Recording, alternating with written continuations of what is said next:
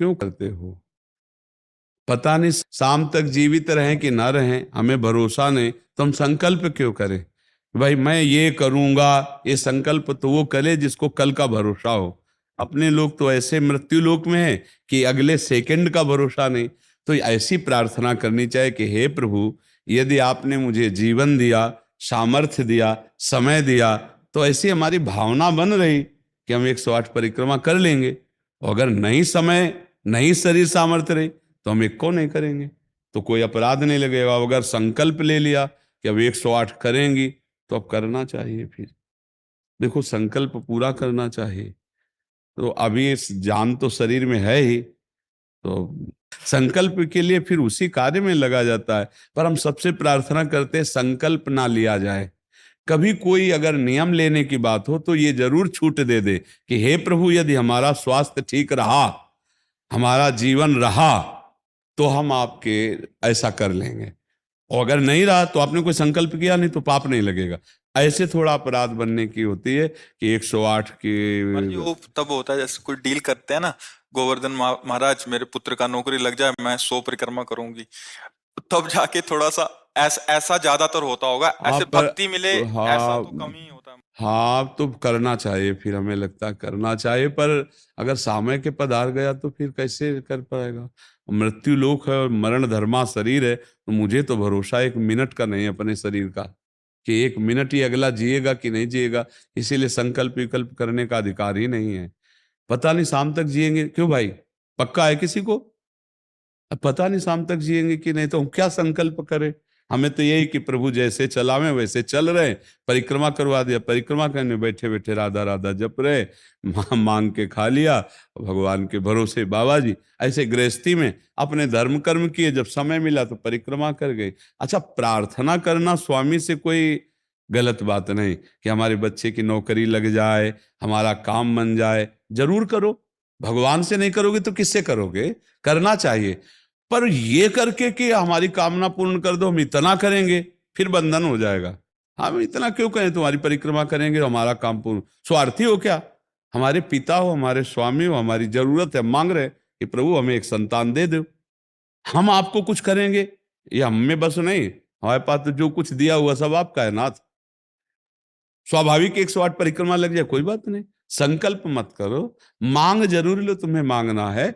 और छूट दे दो कि प्रभु यदि उचित हो तो ऐसा करना, अगर उचित ना हो तो प्रभु लाख बार मांगो तो भी पूरा मत करना।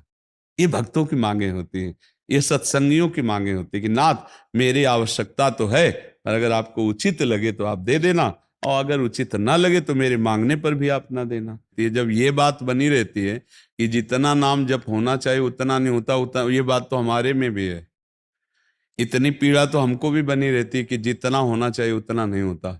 इतनी पीड़ा हम अपने गुरुदेव भगवान में भी देखी। एक दिन उन्होंने कहा क्या बताएं, जीवन निकल गया, छक के नाम जपने को नहीं हुआ, रात दिन मंत्र में नाम में लगे गए, रात दिन 10 वर्ष समीप रह के सेवा में रहे। तो देख, बोले क्या बताऊं, पूरी जिंदगी निकल गई, छक के नाम जपले को नहीं मिला।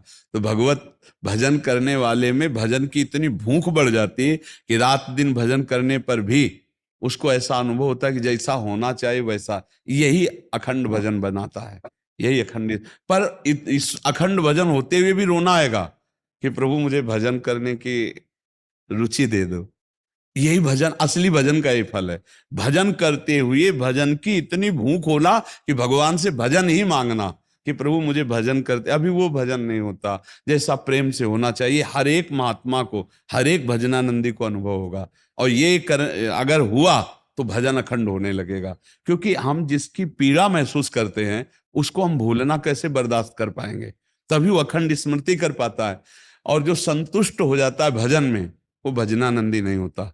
जो भजन में असंतुष्ट और भोगों में संतुष्ट रहता है वही भजनानंदी कहा जाता है। अपनी बात कहते हैं, मुझे तो गुरुदेव ने संभाला, नहीं तो साधन भजन हो रहा था, पर वो अहंकार जनित था। जब गुरुदेव ने कृपा करी तो हमारे अहंकार को चकनाचूर हुआ। तब ये बात समझ में आई कि गुरु कृपा से मोक्ष मूलम गुरु कृपा। गुरुदेव भगवान साक्षात करुणा में प्रियालाल के स्वरूप हैं। वो जब कृपा करते हैं तो अहंकार नष्ट हो जाता है, और अहंकार नष्ट होते ही दैन्यता आ जाती है। और प्रियालाल को दैन्यता बहुत प्रिय है, और वो दैन्यता कृपा से ही आएगी। और गुरु के चरणों में आसक्त रहो। देखो, हम आपको गुरु महिमा की एक बात बता दें। जब हम कोरा कागज होकर गुरुदेव के चरणों में समर्पित होते हैं, तभी हमारी हृदय में लिखा पढ़ी सही होती है। हम लोग क्या होते हैं, पूरा कागज रंगे हुए पहुंचते हैं और अपनी बुद्धि लड़ाते हैं गुरुजनों पर, इसीलिए हमारा काम बन नहीं पाता।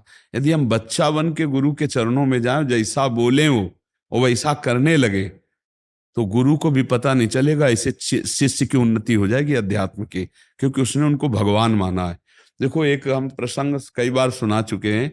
एक उड़िया बाबा ने सुनाया था प्रसंग कि एक बंगाल के भगत के मन में आया कि मैं गुरु बनाऊं। तो एक प्रसिद्ध थे काली के उपासक, उनके पास गए, और वो मदिरा पीते थे, वो जानते नहीं थे। वो मदिरा पिए हुए बैठे हुए थे। उन्होंने कहा, गुरुदेव, मैं आपको गुरु रूप से वरण करता हूं, मुझे मंत्र दे दो। तो शराब के नशे में लड़खड़ाते हुए मंत्र बोले, तो अशुद्ध मंत्र और अशुद्ध अवस्था, पर वो सीधा सरल भक्त भगवान मान के गुरु की छवि लेके पूजा में रख के और मंत्रानुष्ठान, अशुद्ध मंत्र। 1 साल ही हुआ कि माँ भद्रकाली प्रकट हो गई, काली। और उनका बेटा, तेरा गुरु ढोंगी है। तो उनका, माँ, पहली बात तो आप गुरु को ऐसा ना बोले, गुरु हमारे परब्रह्म है, आप ऐसा ना बोले। बोले, बेटा तू बहुत सरल है, जानता नहीं, वो शराब पीता है, और जो मंत्र दिया ना वो अशुद्ध है। माँ ने कहा। तो उनका, माँ, अब तो और विश्वास आपकी बात पे नहीं रहा। अगर गुरु ने अशुद्ध मंत्र दिया होता तो तुम 1 साल में आ गई, कैसे आ गई? बोले, बताने आई हूं कि मंत्र अशुद्ध है। तो उनका, माँ, मैं अपने गुरु निष्ठा और गुरु मंत्र को नहीं छोड़ सकता, आप जाओ। तो उनका बेटा, मैं तुम्हारी गुरु भक्ति पे प्रसन्न हुई, और आज से मेरे सिद्ध करने का मंत्र यही होगा, जो अशुद्ध मंत्र। ऐसा गुरु भाव किया जाता है। गुरु को परब्रह्म साक्षात माना जाता है। परब्रह्म में दोष दर्शन नहीं होते, दोष हमारी बुद्धि का है। अगर बुद्धि का दोष निकाल दे तो देखो, मत्ता परतरम नान्यत किंचिदस्ति धनंजय। भगवान कह रहे, मेरे सिवा कोई और है नहीं। फिर हम गुरु को दोष दर्शन में देखें, कहीं ना कहीं हमसे त्रुटि हो रही। हमें घोर पापी में भी भगवान देखना है, तो गुरु में भगवान देखने में क्या बात है? विचार करके देखिए। जब हम गुरु में भगवान देखते हैं तो अपना समर्पण करते हैं, और जब वो हमारे साथ उल्टा व्यवहार करते हैं और हम सह जाते हैं, तो हमारा अहंकार नष्ट हो जाता है। वहीं वहीं रहकर उसको चोट पहुंचने दो अहंकार को, और अहंकार जब मिटिया मिट हो गया, तब कृपा उदय हुई। तब समझ में आया को हो साक्षात परब्रह्म गुरुदेव हैं। गुरुर ब्रह्मा गुरुर विष्णु गुरुदेव महेश्वरा, गुरु साक्षात परब्रह्म तस्मै श्री गुरु। गुरु में भगवान बुद्धि करना बहुत कठिन बात है। सबसे कठिन बात विश्व में समझ लो, गुरु में परब्रह्म बुद्धि करना।